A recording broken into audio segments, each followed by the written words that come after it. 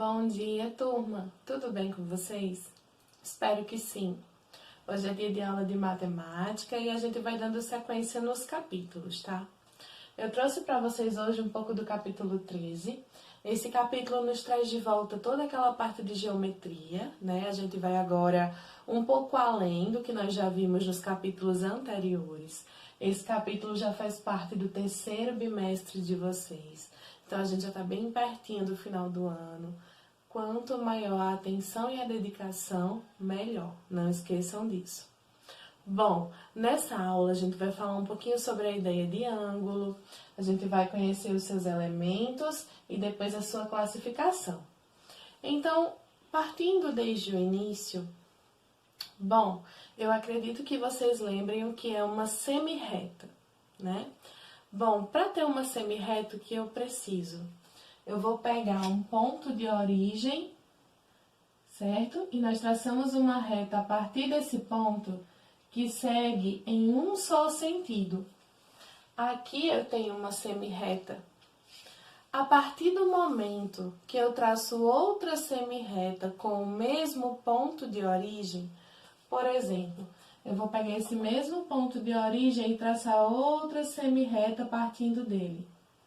Olha só.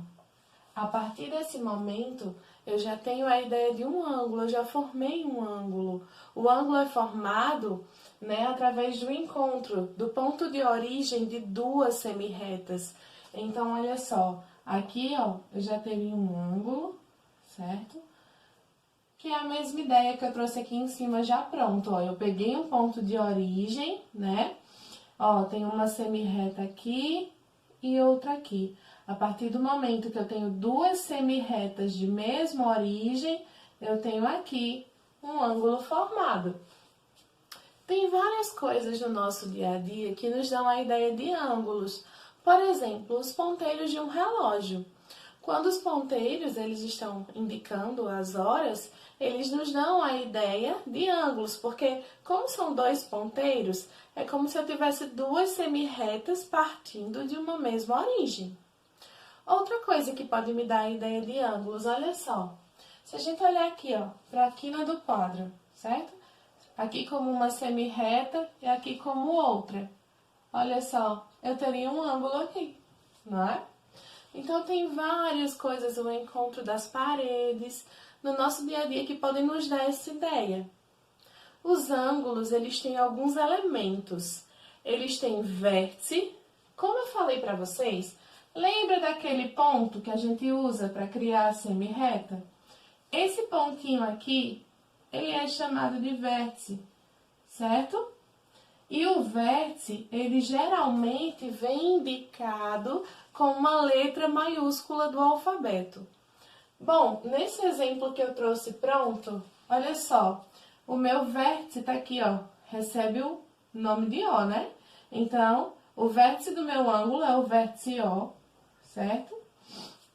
Vocês podem estar se perguntando, professora, mas a senhora tem mais dois vértices nesse ângulo. Eu tenho sim, só que o meu vértice de origem é esse que está no centro. Por que vértice de origem? Porque através dele surgiu o segmento e o outro segmento. Então, é o vértice de origem do ângulo. Através desse vértice, nós criamos o nosso ângulo, tá? Então, o vértice é o vértice O. O meu ângulo, ele também possui lados. Como é que eu indico os lados do meu ângulo? Olha só, eu vou indicar também através dos vértices. Eu tenho aqui o vértice A desse lado, então esse lado aqui é o lado OA, certo? E eu indico com uma reta aqui em cima para mostrar que eu estou falando de uma semirreta, tá? Aqui eu tenho OB, certo? Então, OB é o outro lado do meu ângulo e a gente vai colocar o tracinho em cima para indicar que nós estamos falando de uma semirreta, tá certo? Então, as semirretas OA e OB são os lados do meu ângulo. Lembrem de quando for indicar os lados, começar sempre pelo ponto de origem. Então, não poderia ser AO, tem que ser OA, porque O é o meu ponto de origem. Não poderia ser BO, teria que ser OB, porque O é o meu ponto de origem. Agora que eu já mostrei para vocês os nossos elementos, eu vou falar um pouquinho dos tipos de ângulo que vocês vão ver nesse capítulo. Olha só, vamos voltar àquela ideia dos ponteiros de um relógio, tá?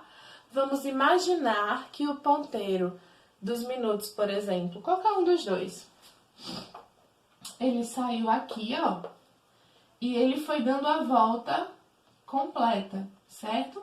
Até que o segundo ponteiro encontrou o primeiro aqui.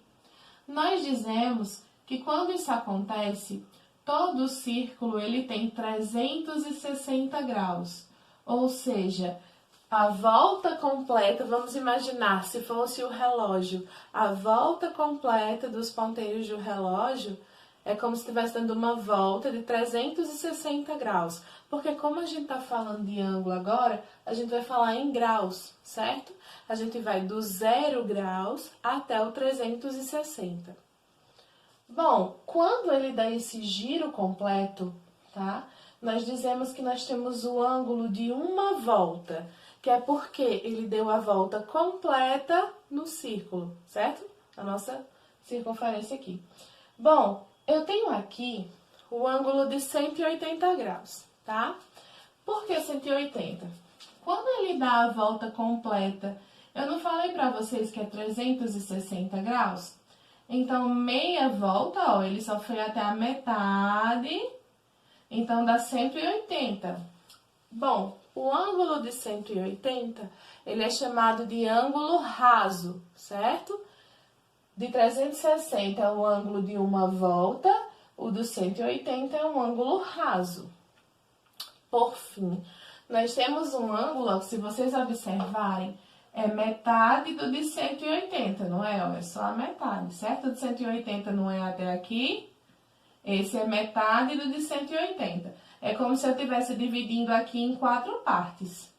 Bom, esse ângulo aqui, se ele é a metade de 180, ele é o ângulo de 90 graus. E o ângulo de 90 graus nós chamamos de ângulo reto, tá? Então, vamos lá. 360 graus é o ângulo de uma volta. 180 graus é o ângulo de meia volta, que é chamado de ângulo raso, tá? O ângulo de 90 graus é como se eu tivesse o ângulo raso partido ao meio. É como se eu dividisse aqui em 4 partes iguais. E por ser de 90 graus, ele é chamado de ângulo reto, tá? Para essa parte introdutória do capítulo, é basicamente isso que vocês precisam saber. Com essas informações, vocês já vão poder executar a atividade que eu coloquei aqui na descrição.